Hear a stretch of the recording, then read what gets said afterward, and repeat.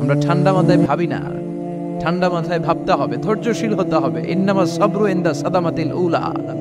বিষ্ণু বলেছেন, বিপদের প্রথম ধাক্কায় যে সবর ধারণ করতে পারে সেই তো সবুর। এজন্য বিষ্ণু দোয়া করতেন, আল্লাহুম্মা জাআলনি সাবুরা, আল্লাহ আপনি আমাকে ধৈর্যশীল বানান। ওয়া জাআলনি শাকুরা, আপনি আমার শুকরগুজার বান্দা বানান। বিশ্বনবীর যে ধৈর্যশীল, বিশ্বনবীর যে শুকরগুজার পৃথিবীর কেউ আছে? কথা বলেন।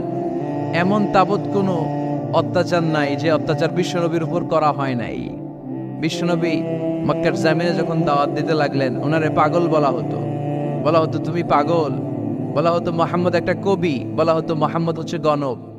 বিশ্বনবী যখন রুকু দিতেন, সিজদায় চলে যেতেন, উটের পচা নারী ভুরি এনে বিশ্বনবীর কাঁধে ফেলে রাখা হতো। বিশ্বনবীর গলার মধ্যে রশি ধরে টান দেয়া হতো। কয়েকবার বিশ্বনবীর এই ঘাড়ের এই চামড়া ছিঁড়ে গিয়েছে, একবার চাদর টান দেওয়ার কারণে, আরেকবার রশি টান দেওয়ার কারণে। বিশ্বনবী কিছুই বলেন নাই, ক্ষমা করে দিয়েছেন। যেই মক্কার শত্রুরা বিশ্বনবীকে মক্কা থেকে বিতাড়িত করেছেন, এবং যেই রাতে উনি হিজরত করলেন, মাইগ্রেট করলেন, উনি কেঁদে কেঁদে বারবার মক্কার দিকে ফিরে তাকায়, আবার যায়, আবার ফিরে তাকায়, মাতৃভূমির মায়া ছাড়তে পারছেন না। আর বলছিলেন, মাক্কা তু আহাব্বুল বিলাদ ইলাইয়া, মক্কা আমার কাছে সবচেয়ে প্রিয় শহর।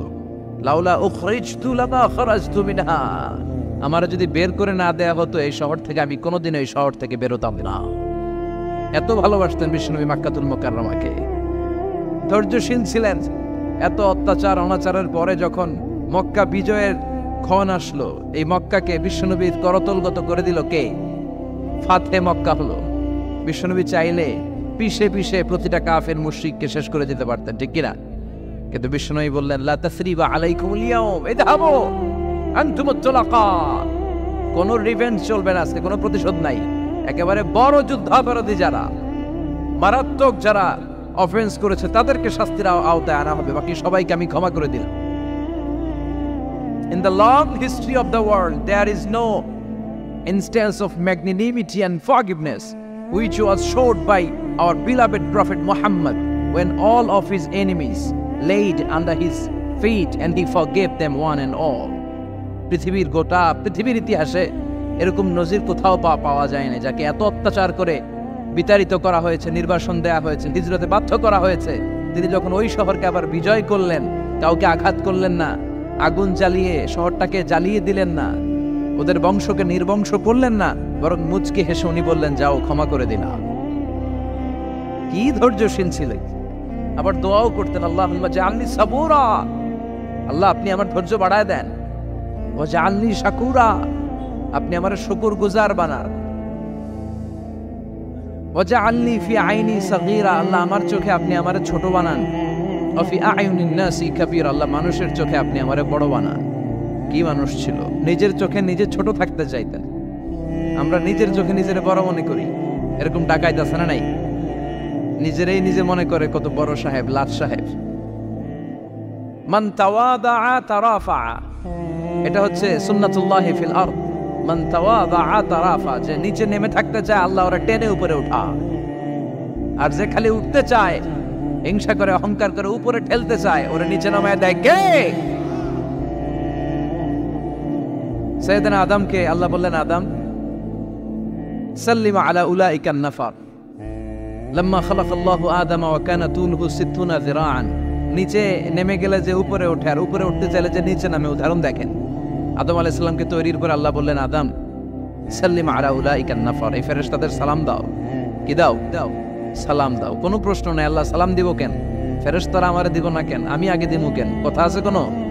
যেই সালাম দিলেন, সালাম দেওয়ার সাথে সাথে ওনার মর্যাদা বাড়িয়ে দিল কে? এত মর্যাদা বাড়ালেন যে নূরের ফেরেশতারা মাটির আদমকে সেজদা দিতে বাধ্য হয়েছে। চিৎকার করে বলেন, ঠিক কিনা? তুমি মাটির আদমকে প্রথম সৃষ্টি করিয়া ঘোষণা করিয়া দিলে শ্রেষ্ঠ বলিয়া, তাই তো নূরের ফেরেশতা করে আদমকে সেজদা, সবার চেয়ে সম্মান দিলে মাটির আদমকে।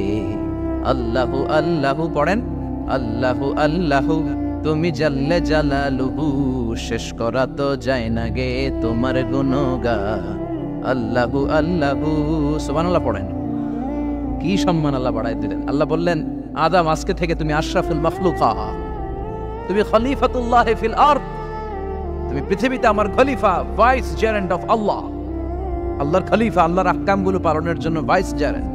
চুরি করলে হাত কেটে দাও, কার আইন? এই কাজ আদম তুমি দুনিয়াতে যেয়ে করবা। জিনা করলে ডেথ পেনাল্টি, হেড অফ, শিরোচ্ছেদ করে দাও, কার আইন?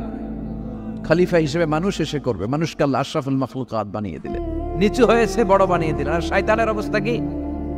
শয়তানকে আল্লাহ বললেন সেজদা দে আদমকে। শয়তান যুক্তি দাঁড় করিয়েছে, খালাকতাহু মিন তিন, খালাকতানি মিন নার ওয়া খালাকতাহু মিন তিন। আল্লাহ আপনি আমারে বানাইছেন আগুন দিয়া, কি দিয়া? আগুনের ধর্ম উপরের দিকে ওঠে আর মাটির ধর্ম সে নিচে পড়ে থাকে, আমি কেন সেজদা দেব? শয়তানকে চিরকালের জন্য ইবলিস মালউন, অভিশপ্ত আর জাহান্নামী হিসেবে ঘোষণা দিয়ে দিল কে? এজন্য আপনি ছোট থাকতে চাইবেন, আপনারা বড় বানাবে কে? আর আপনি নিজে যদি বলেন আমি বড়, থাপ্পড় মেরে আপনারা নিচে নামাই দিবে কে? এজন্য বিশ্বনবী দোয়ায় বলতেন, আল্লাহুম্মা জাআলনি সাবুরা ওয়াজআলনি শাকুরা ওয়াজআলনি ফি আইনি সাগীরা ওয়া ফি আয়ুনিন নাসি কাবীরা। ও আল্লাহ, আপনি আমারে ধৈর্যশীল বানান, আপনি আমারে শুকরগুজার বান্দা বানান, আমার চোখে আমারে আপনি ছোট বানান, মানুষের চোখে আপনি আমারে বড় বানান। সুবহানাল্লাহ পড়েন। এজন্য সবসময় শুকরগুজার থাকার চেষ্টা করতে হবে। রাজি আছেন তো? যে কোনো মুহূর্তে, যে কোনো পরিস্থিতিতে আমরা শুকরিয়া করব কার? চিল্লায় বলেন কার? আমরা যেন বেশি বেশি আল্লাহ তাআলার শুকরিয়া আদায় করতে পারি। আল্লাহ তুমি তৌফিক দাও। সবাই পড়ি আমিন। উত্তর চান্দোলা হিলফুল ফুজুল ইসলামী সংগঠনের উদ্যোগে আজকের এই তাফসীরুল কোরআনের প্রোগ্রাম। হিলফুল ফুজুল নামটা আমার বড্ড প্রিয়। বিশ্বনবী যখন 15 কিংবা 20 বয়স, কোনো বর্ণনায় এসেছে 15, কোনো বর্ণনায় 20, তখন তিনি একটা ছাত্র সংগঠন করেছিলেন, ইয়াং স্টারদের একটা অর্গানাইজেশন করেছিলেন। ওটার নাম তিনি দিয়েছিলেন হালাফুল ফদুল।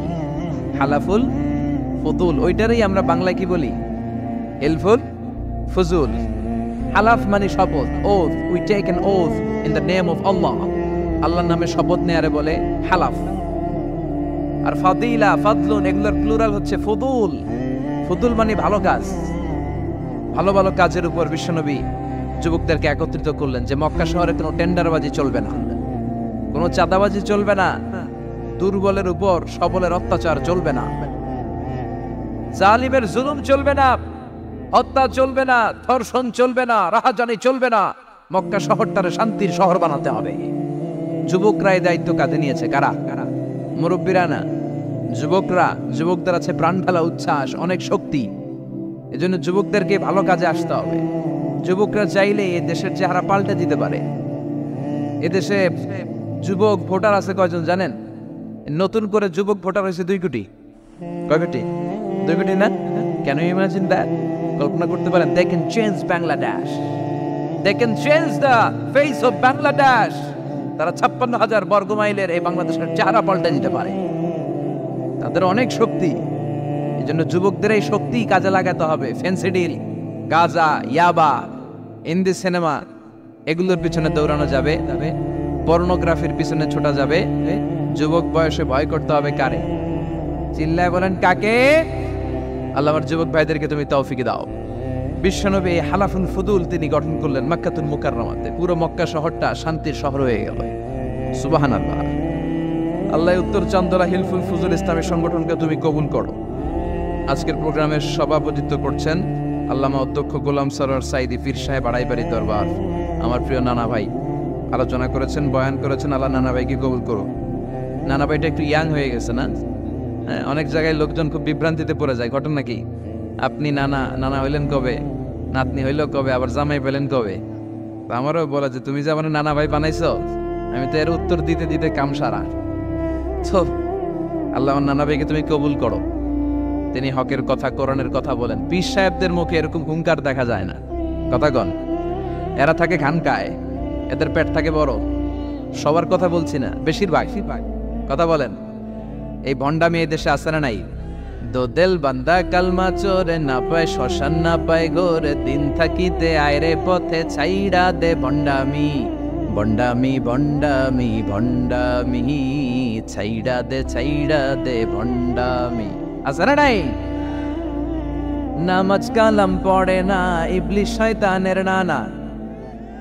আছে না? নামাজ নাই, রোজা নাই, নাচানাচি, নাচ গান, গোসল করে না, সারা বছরে করে একবার, ওই গোসলের পানি মুরিদরা খায় ফেলায়। আছে না নাই? নামাজ রোজা করে না, ইবলিশ শয়তানের নানা, ধর্মের একখান খুঁটি ধইরা কয়দিন করবা হয়রানি। ভণ্ডামি ভণ্ডামি ভণ্ডামি, ছাইড়া দে ভণ্ডামি, ঠিক কি না?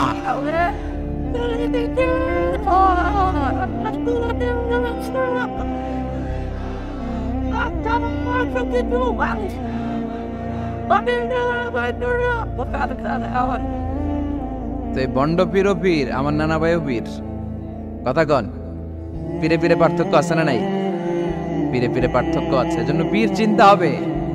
এদেশে এই পাক ভারতে ইসলাম প্রচারে ওলিয়া উলিয়াদের, পীর মাশায়েখদের অবদানের কোনো শেষ নাই, কিন্তু চিন্তা হবে, কোষ্টি পাথর দিয়ে যাচাই করে নিতে হবে।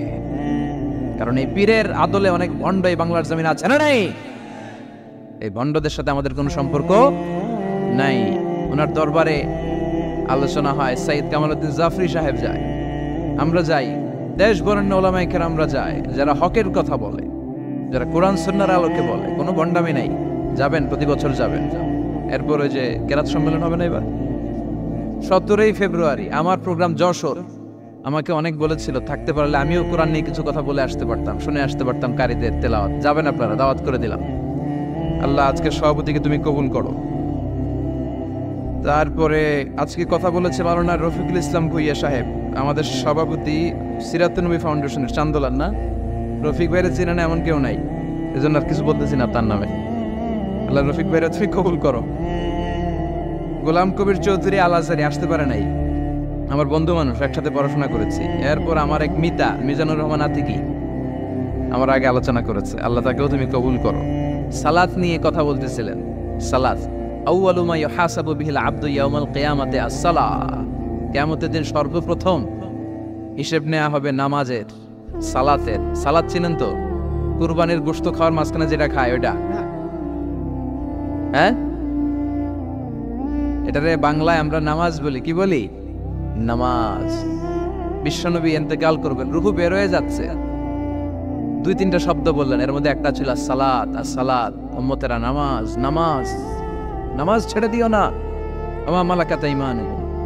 মানুষ ইন্তেকালের আগে শ্বাস বের হয়ে যাচ্ছে, রূহ চলে যাচ্ছে, ওই মুহূর্তে কি জরুরি কথা বলে নাকি ফালতু কথা বলে? সবচেয়ে জরুরি কথাটাই তখন সে বলে যায়, ঠিক কিনা? কথা বলেন। বিষ্ণু বলেছিলেন নামাজ। তাহলে এই সালাতের গুরুত্ব আছে না নাই? সর্বপ্রথম এই সালাতের ব্যাপারে in the day of judgement আমাদেরকে প্রশ্ন করবে কে? সালাতে কায়েম করো, সালাতে কায়েম করো, হবে সম্মানী তুমি, হবে জান্নাতি তুমি, হবে সম্মানী তুমি, হবে জান্নাতি তুমি। দিবে কাল হাসরে শীতল ছায়া হারশে আজিম, রব্বিয়াল আলা রব্বিয়াল আযীম, রব্বিয়াল আলা রব্বিয়াল আযীম। সুবহানাল্লাহ পড়ে। এজন্য নামাজ, নামাজ, এই নামাজ যাতে মিস হয়ে না যায়। সব মিস হতে পারে, নামাজ মিস হতে পারে না। আল্লাহ তুমি বুঝার তৌফিক দান করো। সাইয়েদনা মুসা আলাইহিস সালাম অত্যন্ত রাগী ছিলেন। উনি একবার এক থাপ্পড় মেরে ফেরাউনের বাবুর্চিকে দুনিয়া থেকে বিদায় করে দিয়েছেন। আরেক থাপ্পড় মেরে সাইয়েদনা মালাকুল মাউতের চোখ বন্ধ করে দিয়েছিলেন। উনি রেগে গেলে ওনার মাথার চুলগুলো ওনার টুপি ভেদ করে উপরের দিকে এরকম খাড়া হয়ে দাঁড়িয়ে যেত। মাঝে মাঝে এরকম শক্ত লোকের দরকার আছে না নাই? কয়েকটা ক্যারেক্টার আছে, যেমন সাইয়েদনা ওমর ফারুক, সাইয়েদনা মুসা আলাইহিস সালাম, ওনাদের মুখের চেয়ে লাঠি চলতো বেশি। মাঝে মাঝে লাঠি চালানোর দরকার আছে না নাই? আদবের লাঠি সবসময় মাচায় তুলে রাখলে চলবে না। ওমরে ফারুকের এমন হাইবাত ছিল, বিষ্ণুনবীর স্ত্রীরাও ওমরে ফারুককে ভয় পেত, মুনাফিকরা ওমরে ফারুককে ভয় পেত, এমনকি শয়তানও ওমরে ফারুককে ভয় পেত। বিষ্ণু বলতেন, ইয়া ওমর মা সালাকা শাইতানু সালিকান ফাজ্জান ইল্লা সালাকা ফাজ্জান গায়রা ফাজ্জিক। ওমর, শয়তান যদি তোমারে কোনো রাস্তা দিয়ে হাঁটতে দেখে, শয়তান ওই রাস্তা রেখে দিয়ে অন্য রাস্তা দিয়ে হাঁটে। সুবহানাল্লাহ। আসতে বলেন, প্রভু তুমি বলেছ রাসূল দেবে না, বলনি দেবে না ওমর, বলনি দেবে না হামজা তারি, খালিদ বিজয়ী সমর প্রভু তুমি বলেছ রাসূল দেবে না, বলনি দেবে না ওমর, বলনি দেবে না হামজা তারি, খালিদ বিজয়ী সমর প্রভু তুমি বলেছ রাসূল দেবে না। আল্লাহু আকবার পড়েন। কি ওমরে ফারুক, মুনাফিকরা ভয় পাইতো, বিশ্বনবীর স্ত্রীরা ওনারা দেখে ভয় পেতেন, শয়তানও ভয় পেত। ওমরে ফারুকের অভ্যাস ছিল মুখের আগে লাঠি চলতো বেশি। সুবহানাল্লাহ পড়েন। আমরা যারা ইমাম সাহেব তারা একামত হলে কেবলামুখী হয়ে দাঁড়ায় থাকি না? একামত চলতেছে, ইমাম সাহেব কোন দিকে দাঁড়ায় থাকে? কেবলামুখী। ওমরে ফারুক মুসল্লিদের দিকে হয়ে দাঁড়ায় থাকতেন, আর হাতে থাকতো একটা লাঠি। কি থাকতো? কাতারকে বাঁকা করতেন, পিঠায় সোজা করে দিতেন, এই সোজা করো, ইস্তাউ আকিমু সুফুফাকুম ওয়া'তাদিলু। এই ছিলেন ওমর। এজন্য বিশ্বনবী বলতেন আশাদ্দুহুম ফি আমরিল্লাহি ওমর, আল্লাহর দ্বীনকে আল্লাহর জমিনে বাস্তবায়নের জন্য সবচেয়ে কঠোর সাহাবী হচ্ছে ওমর। সবাই আবু বকরের মতো হলে চলবে। আরহামু উম্মতি আলা উম্মতি আবু বকর, আমার উম্মতের মধ্যে সবচেয়ে রহম দিলের সাহাবী হচ্ছেন আবু বকর। সাইয়েদনা আবু বকরের দিলটা, হৃদয়টা এত নরম ছিল, উনি যখন নামাজে দাঁড়াতেন উনি কান্নার কারণে তেলাওয়াতের আওয়াজ পিছনে মুসল্লিরা শুনতে পেত না। রজুলুন আসিফ, কোমল হৃদয়ের মানুষ, এত ভদ্র হৃদয়ের মানুষ, এত প্রিয় ছিলেন আল্লাহ তাআলার কাছে। বিশ্বনবী মেরাজ থেকে যখন আসলেন, এসে ঘটনা বর্ণনা শুরু করলেন, আমি মক্কা থেকে ফিলিস্তিন গিয়েছি, ফিলিস্তিন থেকে দূর পাহাড়ে উঠেছি, সেখান থেকে 7 আকাশ পাড়ি দিয়ে আল্লাহর আরশে গিয়েছি, জান্নাত জাহান্নাম দেখেছি, আবার ফজরের আগে ফিরে এসেছি। আবু জাহেল, উতবা, সাইবা, ওয়ালিদ ইবনে মুগিরা জানতে, ওরা কয় এতদিনে একটা পাইছি, একটা ইস্যু পাইছি, এই ইস্যু দিয়া মুহাম্মাদের বিরুদ্ধে যত বদনাম রটানো যায় আমরা রটাবো। সর্বপ্রথম যে ধরছে বিশ্বনবীর সাহাবী আবু বকরকে, যে বলে আবু বকর দেখো তোমার বন্ধু এতদিন যা বলতো মেনে নিতাম, আজকে সে কি বলে, সে তো পুরো পাগল হয়ে গিয়েছে। নাউজুবিল্লাহ পড়েন। যেখানে মক্কা থেকে ফিলিস্তিন যেতে লাগে 15 দিন, ফিরে আসতে লাগে 15 দিন, যেতে আর আসতে লাগে 1 মাস, সে নাকি মাঝরাতে উঠে বাইতুল মুকাদ্দাস গিয়েছে, নবীদের নিয়ে ইমামতি করেছে নামাজের, আরো সে গিয়েছে, জান্নাত জাহান্নাম দেখেছে, আবার নাকি ফজরের আগেই চলে এসেছে। এটা কেমন পাগলামির কথা বলো তো? সাইয়েদনা আবু বকর বললেন আমার রাসূল কি আসলেই এই কথা বলেছে? আবু জাহেল, উতবা, সাইবা বলে হ্যাঁ, তোমার নবী, তোমার মুহাম্মদ এই কথাই বলেছে। সাইয়েদনা আবু বকর বলেন বিশ্বনবী যদি এটা বলে থাকেন তাহলে বিশ্বনবী সত্য বলেছে। আমার নবী বলে থাকলে সত্য বলেছে, তিনি মিথ্যা বলতে পারে? as-sadiq al-amin, সত্যবাদী, the trustworthy personality, সবচেয়ে বিশ্বাসী মানুষ, তিনি কখনো মিথ্যা বলতে পারে? বিশ্বনবী বললেন আবু বকর আনতা লাস্তা আবু বকর ফাকাত, তুমি আজকে থেকে শুধু আবু বকর নও, আজকে থেকে মিনাল ইয়াউম আনতা আবু বকর as-সিদ্দিক, তুমি আজকে থেকে সত্যবাদী আবু বকর। সেদিন থেকে তিনি as-সিদ্দিক উপাধি পেয়েছেন। সিদ্দিক মানে যিনি সত্য গ্রহণে, সত্য প্রকাশে, সত্যের ব্যাপারে আপোষহীন। সুবহানাল্লাহ পড়েন।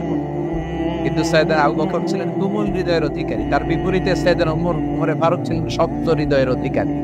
এজন্য দুইটারই দরকার আছে, তাইলেই ব্যালেন্স হয়। সবাই নরম হইলেও চলবে না, আবার সবাই গরম হইলেও চলবে না, ঠিক কি না? দুইটার মাঝামাঝি থাকার দরকার আছে না নাই? এজন্য মারামারি করতে পারবেন, কিন্তু এটা করতে হবে ইসলামের পক্ষে। কথা বলেন। আল্লাহ বলে ফাদরিবু ফাওকাল আনাক, গারের উপরে মারো, ফাদরিবু মিনহুম কুল্লা বানান, আর গিরায় গিরায় মারো। কোথায় মারতে হবে? গারের উপরে আর গিরায় গিরায়। তবে এটা নিজেদের মধ্যে এই মারামারি করলে চলবে না। ইসলামকে প্রতিষ্ঠা করার জন্য, কালেমার বাণীকে সুউচ্চ করার জন্য যদি মারামারিরও প্রয়োজন হয়, আমরা মারামারি করতে রাজি আছি না? কোন একদিন এ দেশের আকাশে কালিমার পতাকা উড়বে, সেদিন সবাই খোদাই বিধান পে দুঃখ বেদনা ভুলবে। কোন একদিন এ দেশের আকাশে কালিমার পতাকা উড়বে, সেদিন সবাই খোদাই বিধান থাকতে দুঃখ বেদনা ভুলবে, ঠিক কিনা? এটা আমাদের স্বপ্ন। আমরা কালিমাকে বিজয়ের আসনে দেখতে চাই। আর মুমিনকে বিজয় দান করে কে? চিল্লায় বলেন কে? আল্লাহ বলেন ওয়ালা তাহিনু ওয়ালা তাহজানু ওয়া আনতুমুল আ'লাউনা ইন কুনতুম মুমিনিন। চিন্তিত হয়ো না, দুশ্চিন্তা করো না, বিজয় তোমাদের হবেই যদি তোমরা মুমিন হও। তবে ঈমানটা হতে হবে পাক্কা ঈমান। কথা বলেন? এজন্য মারামারি করলেও এটা ইসলামের পক্ষে মারামারি করতে হবে, ইসলামের পক্ষে থাকলেই লাভ। কারণ ইসলামকে যে বিজয় দেয়া হবে এটার ঘোষণা দিয়েছে কে? ওরা চায় মুখের ফুৎকারে ইসলামের বাতিকে নিভিয়ে দিতে। আল্লাহ বলে কিয়ামত পর্যন্ত আমি ইসলামের বাতিকে জ্বালিয়ে রাখবো। Up to the day of judgement ইসলামের আলো জ্বলতেই থাকবে, কেউ এটাকে থামাতে পারবে? দেখেন তা তিনি আজীবন ধরে ক্ষমতার চেয়ারে আসেন, তার ক্ষমতার চেয়ার কেউ কেড়ে নিতে পারবে না। কথা বলেন? কথা কয় নাকি? বিএনপির ক্ষমতার চেয়ার কেড়ে নেয় আওয়ামী লীগ, আওয়ামী লীগের ক্ষমতার চেয়ার কেড়ে নেয় বিএনপি। এগুলো আমরা দেখছি না? এখন অবশ্য লম্বা সময় ধরে বাংলাদেশে আওয়ামী লীগ ক্ষমতার চেয়ারে আছে। হয়তো কোনো কারণে আওয়ামী লীগের পর আবার নতুন কোনো দল ক্ষমতায় আসতে পারে কি পারে না। এভাবে পৃথিবীর রদবদল হয়। আজীবনের জন্য কেউ ক্ষমতার চেয়ারে বসে থাকতে পারে একজন ছাড়া। তিনি কে? আল্লাহ। সেই যে ক্ষমতার চেয়ারে বসছে, কেউ আল্লাহর ক্ষমতার চেয়ার কেড়ে নিতে পারবে? চিল্লায় বলেন পারবে? এই পৃথিবীতে যারা ক্ষমতায় আসে তাদের কারো ক্ষমতার মেয়াদ 5 বছর। এই যে বাংলাদেশ আওয়ামী লীগ নতুন করে ক্ষমতায় এলো, মেয়াদ কয় বছর? কথা বলেন? 5 বছর। কোন কোন দেশে 10 বছর। আল্লাহ যে ক্ষমতার চেয়ারে বসছে, আল্লাহর ক্ষমতার মেয়াদ কয় বছর? 20 বছর। কি কয়? হ্যাঁ, 50, 100 বছর। কয় বছর? আজীবন মেয়াদ। সুবহানাল্লাহ কইবেন না? হুয়াল আউয়ালু ওয়াল আখিরু ওয়াল যাহিরু ওয়াল বাতিন ওয়া হুয়া বিকুল্লি শাইইন আলীম। আল্লাহ বলে আমি প্রথম, আমি শেষ, আমি গোপন, আমি প্রকাশ্য। আমি চিরকালের জন্য ক্ষমতার চেয়ারে বসেছি, কোনোদিন এই চেয়ার আমি ছাড়বো না, ঠিক কি না? উনি আজীবন ক্ষমতার মালিক। উনি শুরু থেকে আছেন, শেষ পর্যন্ত থাকবেন। সুবহানাল্লাহ পড়ে। আমার কথা কি বোঝা যাচ্ছে? বুঝতে পারতেছেন? পৃথিবীর অনেক দেশে আবার ডেমোক্রেটিক সিস্টেমে ভোটে জিতে ক্ষমতায় আসতে হয়। যেমন আমাদের দেশ ডেমোক্রেটিক কান্ট্রি, ভোট যার বেশি ক্ষমতা তার বেশি, ভোট পেয়ে ক্ষমতায় আসে। তো আল্লাহ তো ভোটে জিতে মনে হয় ক্ষমতায় আসছিল না, ভোট ছাড়া আসছে, কারচুপি করে আসছে আল্লাহ। হ্যাঁ, অনেক দেশে রাজতন্ত্র, মোনার্কি সিস্টেম, রাজার পোলা রাজা। আল্লাহর বাবা ছিল রাজা, এজন্য আল্লাহও রাজা। কথা বলেন? আল্লাহ বলেন আপনি ভোটে জিতে আমার ক্ষমতার চেয়ারে বসা লাগে নাই।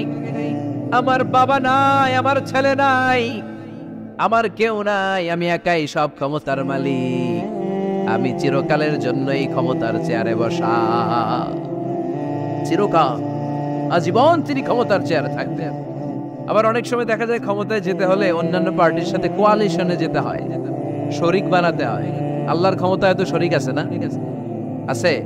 আল্লাহ বলেন ওয়ালাম ইয়াকুন লাহু শারীকুন ফিল মুলক। আমার ক্ষমতায় কোনো পার্টনার নাই, কোনো শরিক নাই। তোদের মতো আমি কারোর সাথে জোট করি নাই। জোট ছাড়া, শরিক ছাড়া, কোয়ালিশন ছাড়া আমি ক্ষমতার চেয়ারে বসা। আজীবন আমার ক্ষমতার নেওয়া, কেউ আমার ক্ষমতার চেয়ার থেকে নামাতে পারবে না। পৃথিবীর অনেক দেশের এরকম নমুনা আমরা জানি। আন্দোলন করে সরকারকে ক্ষমতার চেয়ার থেকে নামানো হয়, আছে না নাই? গণ অভ্যুত্থান করে চেয়ার উল্টে দেওয়া হয়, মিলিটারি কু হয়, ক্ষমতার চেয়ারে আর থাকা যায় না। তো আমরাও যদি সবাই মিলে একটা আন্দোলনে নামি, তাহলে আল্লাহর ক্ষমতা শেষ। কি বলেন? আমরা 700 কোটি মানুষ, আমাদের সাথে পারবে আল্লাহ? 700 কোটি মানুষ আন্দোলন করলেও আল্লাহরে নামাতে পারবে না? বুঝে শুনে উত্তর দিয়ে। 700 কোটি কিন্তু পারবে? পারবে? আচ্ছা, জিন জাতিরা যদি বলে, জিনেরা তো আমাদের চেয়ে পাওয়ারফুল, তারা যদি বলে ও মানব জাতি আমরাও তোদের সাথে আছি, আল্লাহরে মানি না, মানুষ জিন ভাই ভাই, আল্লাহর আর রক্ষা নাই, তাহলে আল্লাহর ক্ষমতা শেষ। দাও না। কি বলে এগুলো, বলে কি? আচ্ছা, ফেরেশতারাও যদি বলে যে আমরাও আল্লাহর আর মানছি না, আমরা জিনেরা মানুষেরা 3 দলীয় জোট, 3 দলীয় জোট হলেও পারবে না। আল্লাহ বলে গোটা বিশ্বের সবাই মিলে যদি আমার বিরুদ্ধে আন্দোলনে লেগে যাস, আমার ক্ষমতার 1 ইঞ্চিও কমাতে পারবি না। এজন্য রব্বুল আলামিন বলেন, তাবারাকাল্লাযী বিয়াদিহিল মুলকু ওয়া হুয়া আলা কুল্লি শাইইন কাদির। সুবহান সেই সত্তা যার হাতে ক্ষমতা, ক্ষমতা কার হাতে? ওয়া হুয়া আলা কুল্লি শাইইন কাদির, তিনি সব বিষয়ের উপর ক্ষমতাবান। তিনি কে?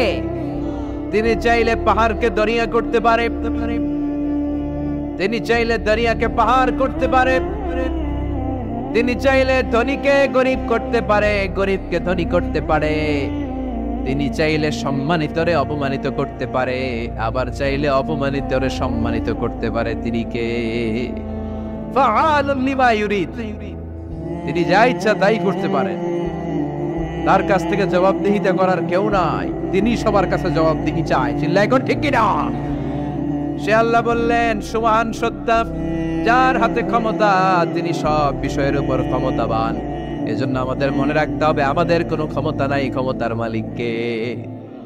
আর কোনদিন বাগেরহাটের ভাইয়েরা, জনগণ সকল ক্ষমতার উৎস, এই কথা বলবেন? মনে থাকবে? তাহলে আওয়াজ করে বলেন তো, সকল ক্ষমতার উৎস কে? সবকিছু করতে পারে কে? সব ক্ষমতার মালিক আল্লাহ। অনেক কথা আল্লাহ 30 আয়াতে বললেন, কয়টা বলবো? কিছু দূর যে আল্লাহ বলা শুরু করলেন, ওয়ালাকাদ যায়্যানাস সামাআদ দুনিয়া বিমাসাবিহা ওয়া জাআলনাহা রুজুমান লিশ-শায়াতিন। সুবহানাল্লাহ পড়েন। আল্লাহ বললেন, আমি নিকটবর্তী আকাশটারে তারা দিয়ে, আলো দিয়ে, মোমবাতি দিয়ে আলোকিত করেছি। I have beautified the closer skies with light and candles. আমি তারা দিয়ে নিচের আকাশটাকে সুশোভিত করেছি। তারা দিয়ে আমাদের আকাশটারে, মহাশূন্যটারে সুশোভিত করেছে কে? তারা চেনেন? চেনেন না? খালি আকাশের দিকে রাতে তাকালে কি দেখা যায়? তারা। রাতের বেলা তারার মেলা। এখন তো লাইটিং ফাইটিং এর যুগ, তারা চেনা যায় না। আগের লোকেরা তারা না দেখে কিছু করতে পারতো না। আগের মুরব্বীরা তারা দেখলেই বুঝতো কয়টা বাজে, ঘড়ি লাগতো না। আগের নাবিকেরা তারা দেখে তারা রাত কয়টা বাজে নির্ধারণ করে ফেলতো। সুবহানাল্লাহ পড়েন। কত ধরনের তারা আছে। শুক তারা নাম শুনছেন? ধ্রুব তারা শুনেছেন? সপ্তর্ষি মণ্ডল একটা আছে, অনেকে তারা চেনে না।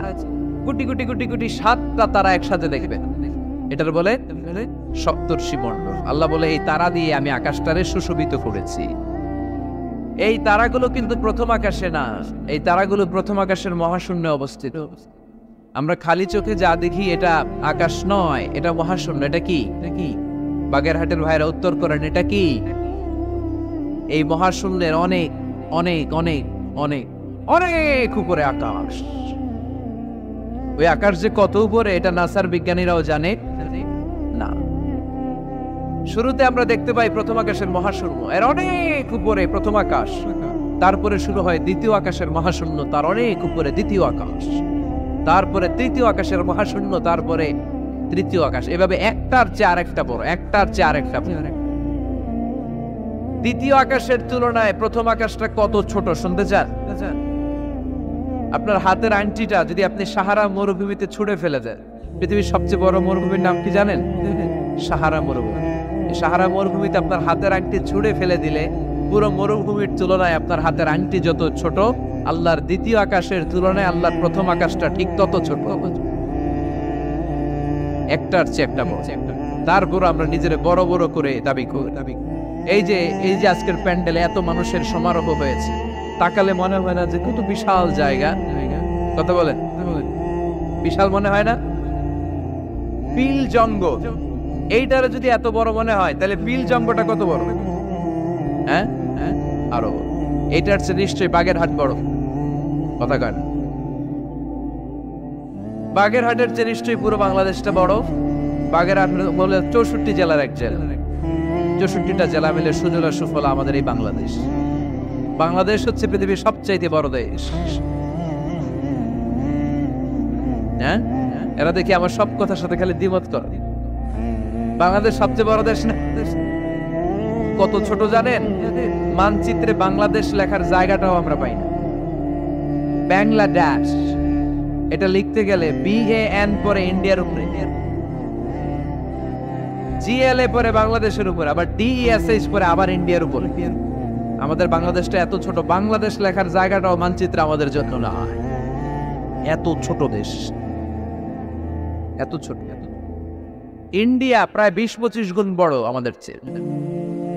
আমেরিকা, কানাডা শতগুণ বড়। রাশিয়া একটা দেশ আছে কয়েকশো গুণ বড়।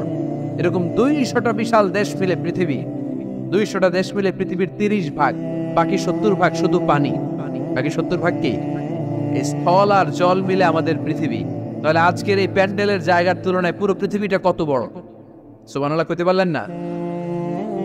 তাহলে এই পৃথিবীটা আমাদের কাছে এখন পর্যন্ত যেটা আমরা আলোচনা করলাম বোঝা গেল অনেক বড়, এত বড় পৃথিবী।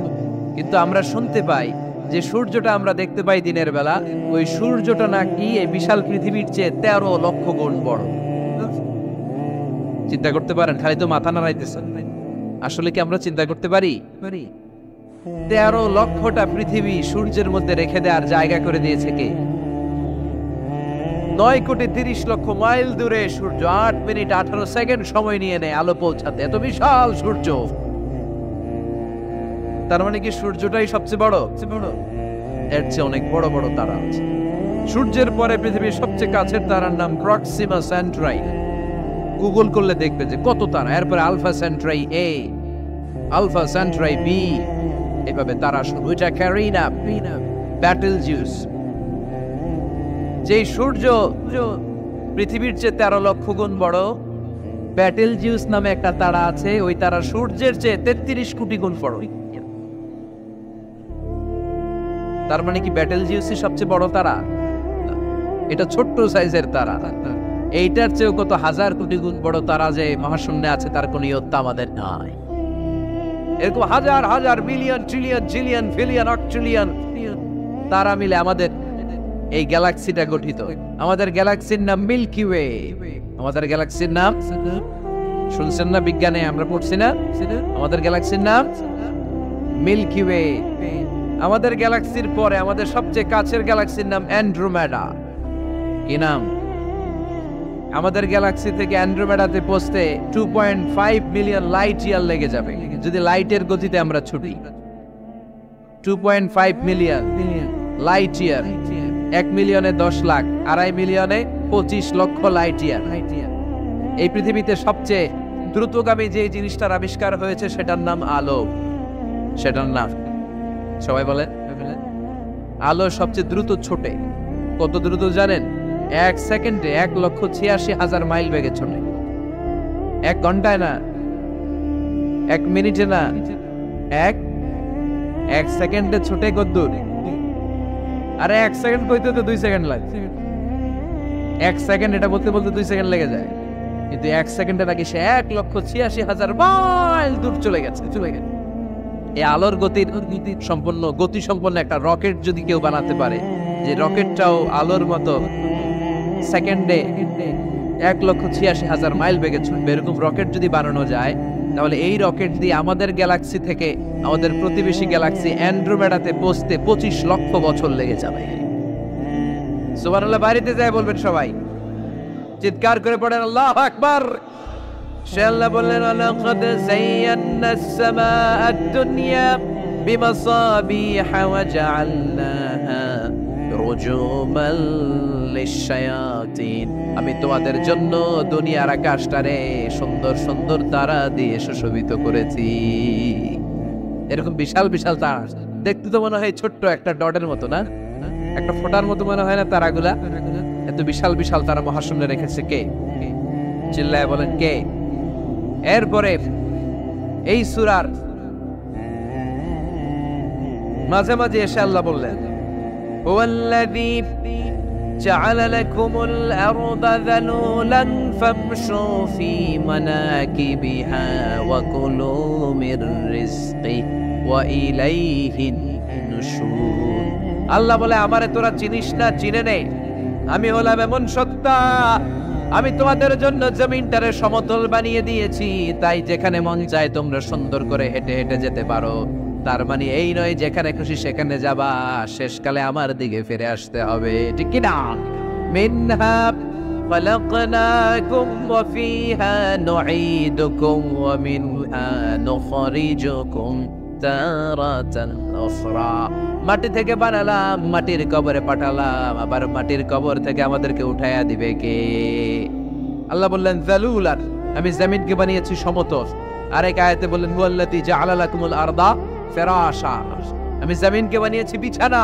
সমান সমান না হলে আজকের প্যান্ডেলে এত সুন্দর করে আপনারা বসতে পারতেন? কথা বলেন না।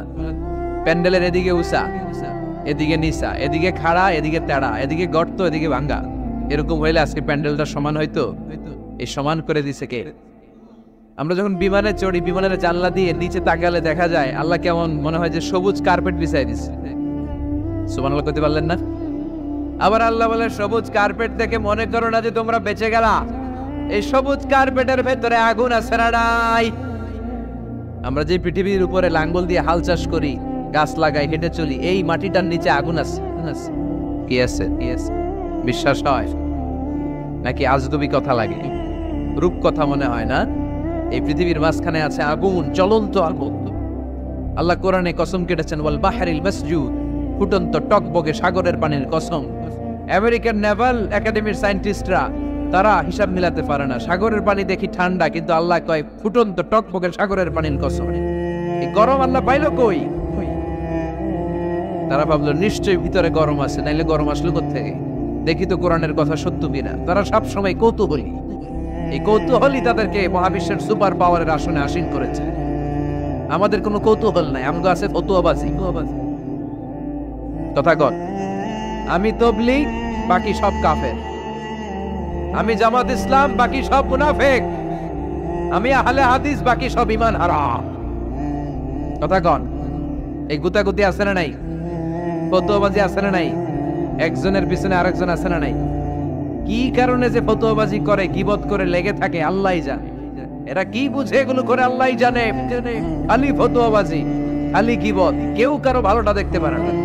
একজন দাওয়াতি কাজ করতেছে, হকের কথা বুঝাচ্ছে, হাজার হাজার মানুষ তার স্পষ্ট ভাষা আর সহজ সাবলীল ব্যাখ্যার কারণে ইসলামের সৌন্দর্য খুঁজে পেয়েছে, কিন্তু তারেও ঠ্যাং ধরে নিচে নামাতে চায়। এটা বাংলাদেশ, এমন দেশটি কোথাও খুঁজে পাবে না কো তুমি। আহা, খালি ফতুয়াবাজি। একজন বলছিল বাংলাদেশের জাতীয় খেলা হাডুডু কেন? আরেকজন কয়ের কারণ বাংলাদেশে কেউ কারো ভালোটা সহ্য করতে পারে না। একটা উপরে উঠতে ছেলে সাইডটায় ধরে ঠ্যাং ধরে টেনে নামায়। হাডুডু খেলা দেখছেন? একটা সামনে গেলে সবাইকে কাবাডি কাবাডি কাবাডি কাবাডি করে ঠ্যাং ধরে, খালি খালি বাগের হাটে কাবাডি নাই মনে হয়, দেখছেন কিরকম খেলে? একজন সামনে গেলে সবাই ঠ্যাং ধরে নিচে নামে। এটা এই দেশের জাতীয় খেলা। এদেশে কেউ ভালো পথে হাঁটতে চাইলে, উপরে উঠতে চাইলে, কল্যাণের পথে আগাতে চাইলে তার বিরোধী শক্তিরা ওর ঠ্যাং ধরে নিচে নামাবে। কেউ কারো ভালোটা সহ্য করতে পারে? আর ফতুয়াবাজি, তুই কাফের, তুই মুনাফিক, তুই মুশরিক, তোর দাদা কাফের, তোর শ্বশুর কাফের, তোর বেয়াই কাফের। ওই কাফের বেয়াই মারা গেলে ওরে যেখানে কবর দেয়া হবে, ওই কবরের উপরে যে ঘাস উঠবে, ওই ঘাস যে গরু খাবে, ওই গরুর যে দুধ খাবে, ও কাফের।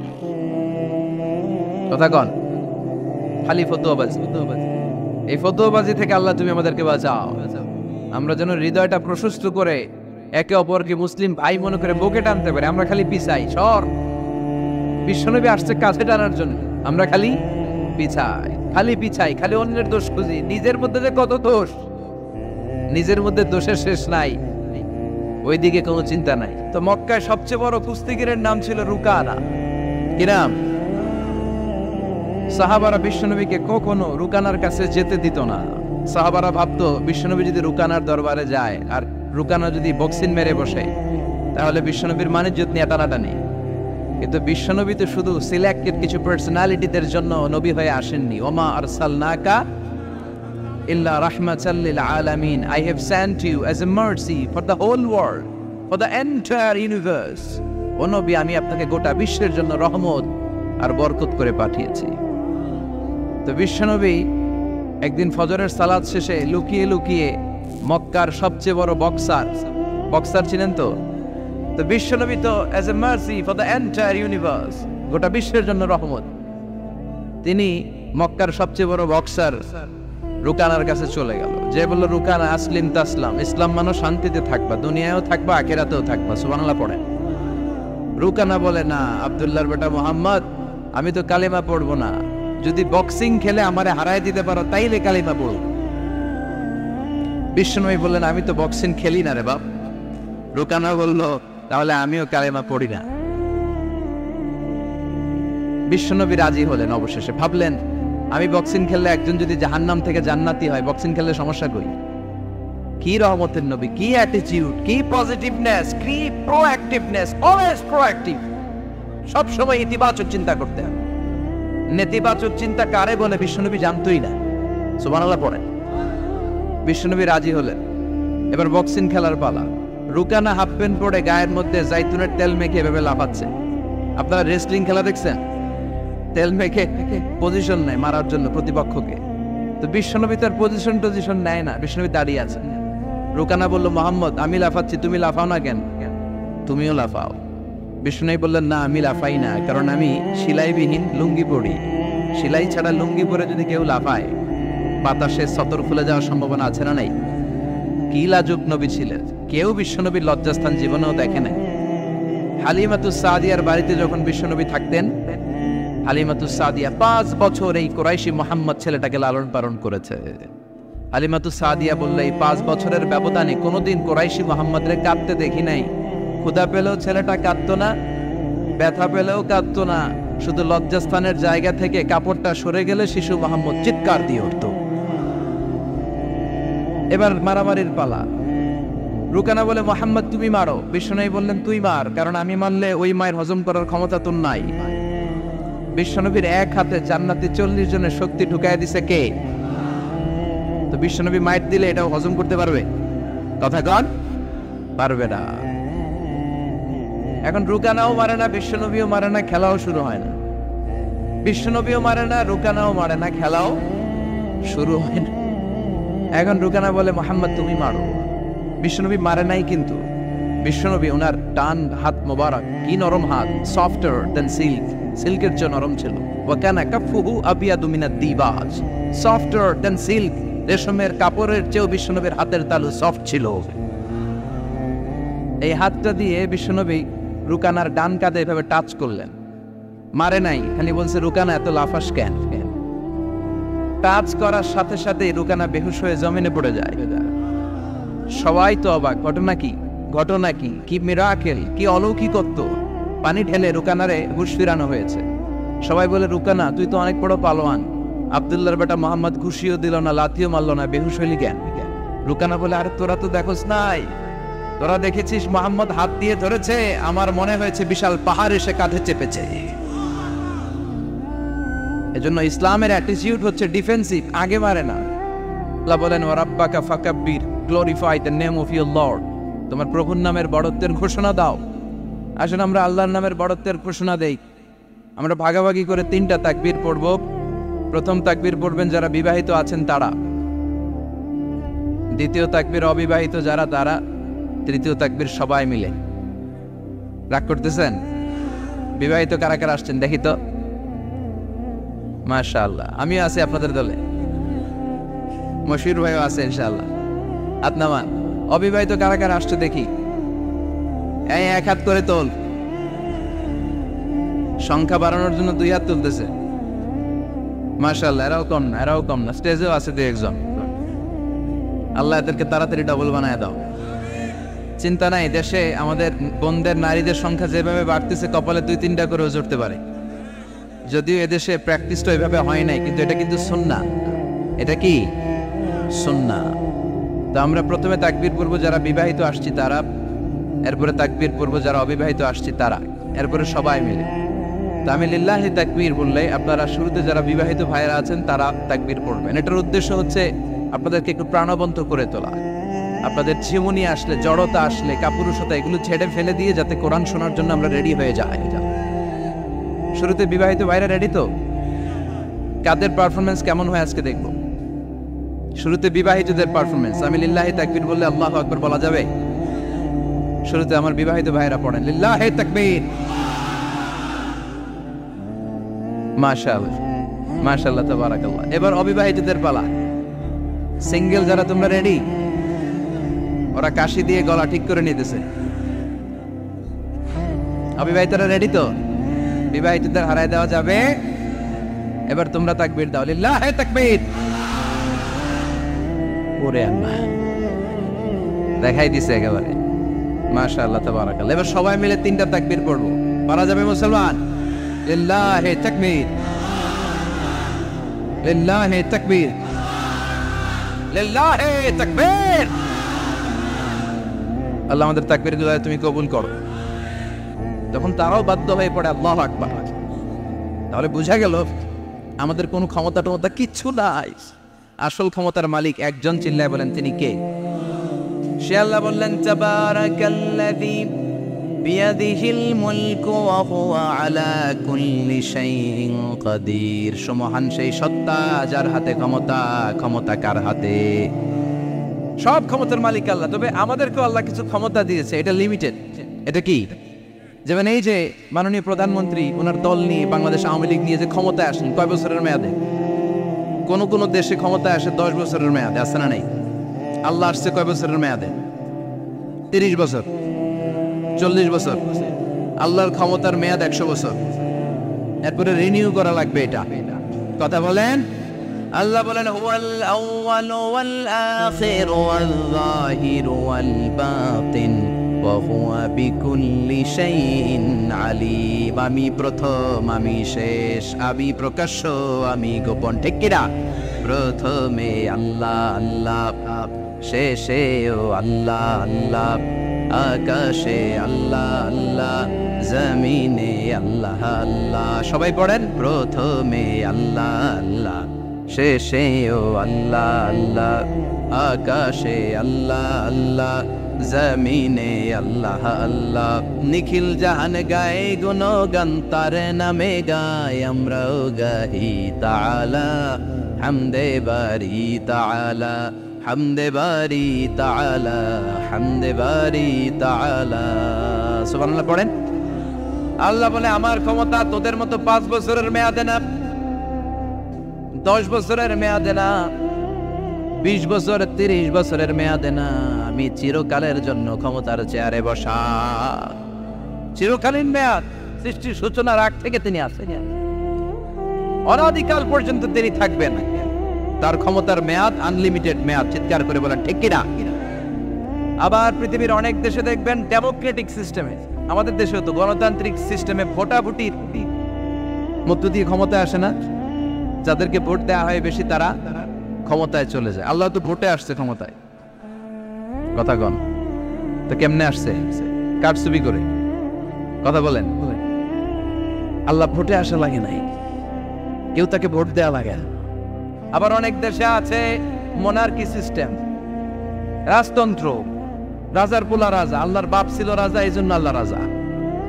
কথা বলেন না, আল্লাহ রাজতন্ত্রের সিস্টেমে আসে নাই। আবার অনেক দেশে আছে ডিক্টেটরশিপ, একবার ক্ষমতা পাইলে মাগারছে আর ছাড়ে না। আছে না নাই? 20 বছর 30 বছর চলতেই থাকে, আছে না নাই? আল্লাহ কি এই সিস্টেমে আসছে? আল্লাহর ক্ষমতার সাথে পৃথিবীর কারো ক্ষমতার কোনো মিল নাই। চিৎকার করে বলেন ঠিক কি না? আবার অনেক দেশে কোয়ালিশন করে ক্ষমতায় যেতে হয়, জোট করে। জোটের রাজনীতি এদেশেও আছে না নাই? 4 দলীয় জোট, 10 দলীয় জোট, 14 দলীয়, 18 দলীয়, 20 দলীয়, মহাদলীয়, মহাজোট, সামনে হবে মহাজোট। কথা ঠিক কিনা বলেন? তো আল্লাহ কিরকম জোট করে আসা লাগছে? কথা বলেন। তার মানে আল্লাহর ক্ষমতা আমাদের ক্ষমতা এক নয়। আবার পৃথিবীর অনেক দেশে গণ অভ্যুত্থানের মাধ্যমে অনেককে ক্ষমতা থেকে নামানো হয়, ঠিক কিনা? গণ অভ্যুত্থান হয় না, সেনাবাহিনীরা কু করে না, মিলিটারি কু করে ক্ষমতা থেকে নামায়। তো আমরাও যদি আল্লাহর বিরুদ্ধে একটা আন্দোলন করি, আল্লাহ তো নেমে যাবে, নামানো যাবে না? আচ্ছা আমরা পারলাম না, জিনেরা যদি আমাদের সাথে যোগ দেয়, মানুষ জিন ভাই ভাই, আল্লাহর রক্ষা নাই। কথা বলেন, তাও পারা যাবে না। ফেরেশতারাও যদি কয় আমরাও মানি না, তাইলে তো শেষ আল্লাহর গদি। আল্লাহ বলে গোটা বিশ্বের সবাই মিলে যদি আমার বিরুদ্ধে আন্দোলনে নেমে যাস, আমার ক্ষমতার বিরুদ্ধে যদি মিছিল দেয়া শুরু করে দিস, আমার ক্ষমতার 1 ইঞ্চিও কমাতে পারবি না। সুবহানাল্লাহ বলেন। এজন্য আল্লাহ বললেন তাবারাকাল্লাযী বিয়াদিহিল মুলকু ওয়া হুয়া আলা কুল্লি শাইইন কাদির। সুমহান সেই সত্তা যার হাতে ক্ষমতা, ক্ষমতা কার হাতে। আবার দেখবেন পৃথিবীর অনেক দেশের রাজা সিস্টেম, যেখানে বয়সের ভাড়া যখন নুজ্জ হয়ে যায়, 80-90 বছর বয়স হয়ে যায়, স্বেচ্ছায় ক্ষমতা ছেড়ে দেয়, ছেড়ে দিয়ে রিটায়ারমেন্টে যায়। কথা কন, শোনেন নাই মনে হয়, আছে না নাই? অনেক রাজা স্বেচ্ছায় ক্ষমতা ছেড়ে দিয়ে রিটায়ারমেন্টে যায়, বয়সের ভারে নুজ্জ। তো আল্লাহ তো ওই কবে থেকে ক্ষমতায় বুড়ো হয়ে গেছে না? কথা কন, এখন আল্লাহর চলতে লাঠি লাগে, আগের মতো ক্ষমতা নাই, চোখে সানগ্লাস লাগে, পাওয়ারওয়ালা গ্লাস ছাড়া আল্লাহ মনে হয় দেখে না। কথা কন, যে ফেরাউনকে আল্লাহ সাগরের জলে ডুবিয়ে মারলো, যে নমরুদকে আল্লাহ শেষ করে দিল, যেই কারণকে আল্লাহ শেষ করে দিল, সে আল্লাহ আজও আগের ক্ষমতা নিয়ে ছেড়ে নাই। এজন্য বিয়াদিহিল মুলক, তার হাতে ক্ষমতা, ওহুয়া আলা কুল্লি শাইইন কাদির। তিনি চাইলে সব করতে পারেন।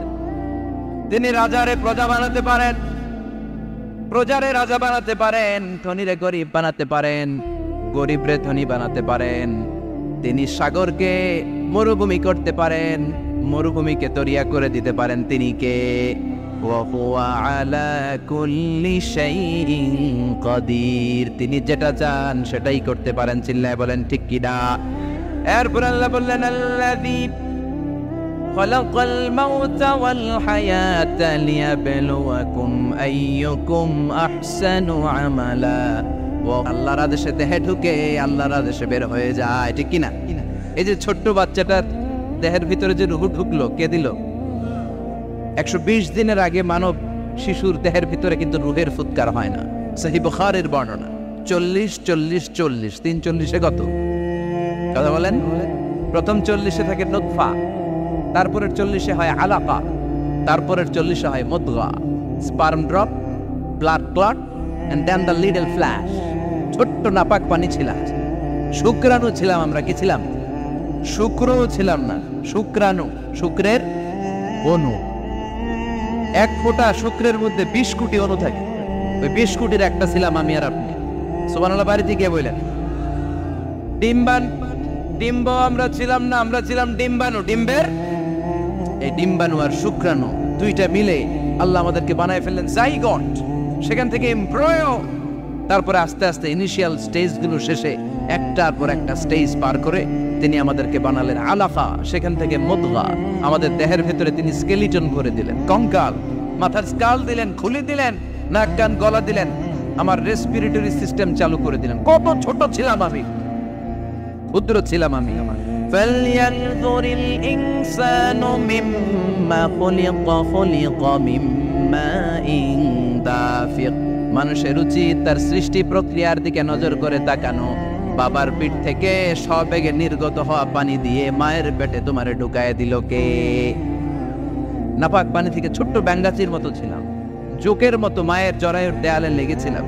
সেখান থেকে বড় করতে করতে আমার রেসপিরেটরি সিস্টেম, আমার এয়ারিং সিস্টেম, আমার সব সিস্টেমগুলো তিনি আমার দেহের ভিতরে সেট করে দিল। চিল্লায় কোন সুবহানাল্লাহ। 120 দিনের সার্টেন পিরিয়ড শেষে তিনি দেহের ভিতরে রূহের ফুৎকার দিলেন। দেয়া মাত্রই আমার রুহুতে ধপ ধপ ধপ শুরু হয়ে গেছে। ওই যে ধপ ধপ শুরু হয়েছে, আজও থামে নাই। এই ধপ ধপ থামলে বাঁচবেন, দম ফুরাইলে আমরা ঠুস হয়ে যাবো, ঠিক কিনা? আয় রে মানুষ রঙিন ফানুষ, দম ফুরাইলে তবু তো ভাই কারোরই নাই একটুখানি। আয় রে মানুষ রঙিন ফানুষ, রঙিন ফানুষ, আয় রে মানুষ। সুবহানাল্লাহ বলেন। সে আল্লাহ বললেন গোলাম, জীবন আর মরণের মাঝখানে আমি তৈরি করেছি রুহু। পৃথিবীর বিজ্ঞানীরা সব বানাতে পারে, কম্পিউটার বানাতে পারে, প্লেন বানাতে পারে, হেলিকপ্টার বানাতে পারে, রকেট বানাতে পারে, কিন্তু গোটা বিশ্বের সব বিজ্ঞানীরা মিলে কি রুহু বানাতে পারে নাকি? কথা বলেন। গত বছর সোফিয়া নামে একটা রোবট আসছিল না? কথা কন। ওটা মাথা উঁচু করে নিচু করে কথা বলতে চায়, মানুষের মতো হতে চায়। আসলে কি মানুষ? ওটার মধ্যে কি রুহু আছে? রুহু বানাইতে পারবে কেউ? এই রুহু নিয়ে যে কত গবেষণা, মুমূর্ষ রোগীদের উপর গবেষণা চালিয়েছে অনেক।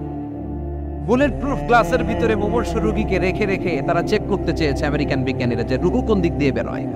তারা ওজন করে দেখে মানুষ মরে গেলে কোনো লাশের ওজন বেড়ে যায়, কোনো লাশের ওজন কমে যায়। যেটাতে কমে গেছে 2 কেজি কমে যায়, তার অবাক। কিরা আগে ছিল 80 কেজি, এখন হচ্ছে 78 কেজি, তার মানে 2 কেজি না, এটাই রুহু। এটাই কি? এটা হচ্ছে গবেষণার ধাপ। অনেকগুলো মডিউল তারা আনে, অনেক মুমূর্ষ রোগীকে গ্লাস ফিটিং করা, ইন্টেন্সিভ কেয়ারে রেখে তারা অবজার্ভ করে, আর অক্সিজেন মাস্ক খুলে দিয়ে তারা দেখে যে লোকটা ছটফট করে কিভাবে মরে। মরার আগে ওজন মাপ ছিল 80 কেজি, মরে গেছে পরে আবার ওজন দিয়ে দেখে 78 কেজি। কমছে কয় কেজি? বিজ্ঞানে কয় পাইছে। সবাই কয় কি পাইছে? কয় রুহু। কই পাইলেন? কয় আগে 80 এখন 78, 2 কেজি। রুহুর ওজন কয় কেজি? তো বিজ্ঞানীদের সিস্টেম হচ্ছে যে কোনো একটা বিষয়ের উপর গবেষণা চালালে তারা পূর্ণাঙ্গ ডিসিশনে পৌঁছতে পারে না। They couldn't jump to the final conclusion just on one module, based on one module. They cannot do it. তাদের অনেকগুলো মডিউল আনতে হয়। তারা আবার নমুনা আনলো আরেকটা, মুমূর্ষ রোগী, অক্সিজেন চেম্বার লাগানো, মাস্ক লাগানো, এটা খুলে ফেললে মরে যাবে। বুলেট প্রুফ করা গ্লাসের ভিতরে ঢুকিয়ে এটার ওজন মাপ, এটার ওজন 60 কেজি। এবার মাস্ক খোল, মাস্ক খুলছে ছটফট ছটফট করে, এটা শেষ। এবার মাপ দেখ, এবার মাইপা দেয়া গেছে 63 কেজি। কয় কেজি বাড়ছে? এক একটার এক এক সিস্টেম হইতেছে, কোনোটা কমে, কোনোটা বাড়ে, কোনোটা কিচ্ছু হয় না। সবাই কয় তাইলে আপনি রুহু পাইলেন কই? আগেরটা কম ছিল, মনে করছিলেন 2 কেজি কমছে, ওইটাই রুহু, এখন 3 কেজি বাইরে গেছে। মিলাইবেন কি দিয়া? কথা কন। আল্লাহ ডেকে বলে, গোলাম কিয়ামত পর্যন্ত একটার পর একটা মুমূর্ষ রোগীকে বুলেট প্রুফ গ্লাসের ভেতরে ঢুকাতে পারবি, গবেষণা করতে পারবি, মাগার রুহু খুঁজে পাবি না। চিল্লায় বলেন ঠিক কিনা? কারণ এই রুহুর মালিক কে?